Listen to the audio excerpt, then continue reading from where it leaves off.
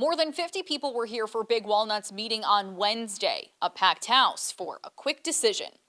Ms. Nix? Yes. And Ms. Smith? Yes. The Big Walnut Local School Board voted unanimously to renew its membership with the Ohio High School Athletic Association Wednesday night. I feel like it's turned very political, and that bothers me in a big way. This 4-page policy about transgender athletes is what had some school board members questioning if they wanted to be members at all.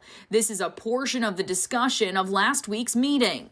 As having a granddaughter who is on the soccer team and wanting to protect her from any issue that might involve a transgender coming into the dressing room. Are we seriously considering taking away these athletic opportunities for our students?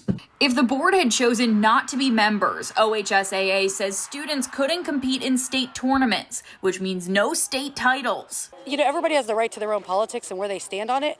And as long as parents have you can pull your kids out if you didn't want them to play. But if you don't care, you can let them play. During the meeting, board members said this letter from OHSAA to state superintendents helped make their decision about the policy. His information was very helpful to me and answered a lot of the questions I had. The letter says the transgender policy has been in effect since the 2015 to 2016 school year.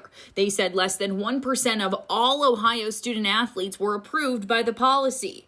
Between the first year of this policy and the 2020 to 2021 school year, OHSAA says 3 high school transgender females were approved to play. 8th, 7th, and 8th graders were approved in the same time period. In the current school year, there were 7 total rulings of transgender requests, but the association wanted to note students must make requests for each sport, which means students can be responsible for multiple rulings. We reached out to OHSAA to see if there are any districts in the state that are not members. They say a few small private schools, but for public schools, it's essentially unheard of. Olivia Eugenio, 10 TV News. Well, before the meeting, about 400 students walked out of school. Some of the students wore athletic gear and were carrying signs that said, "Let us play."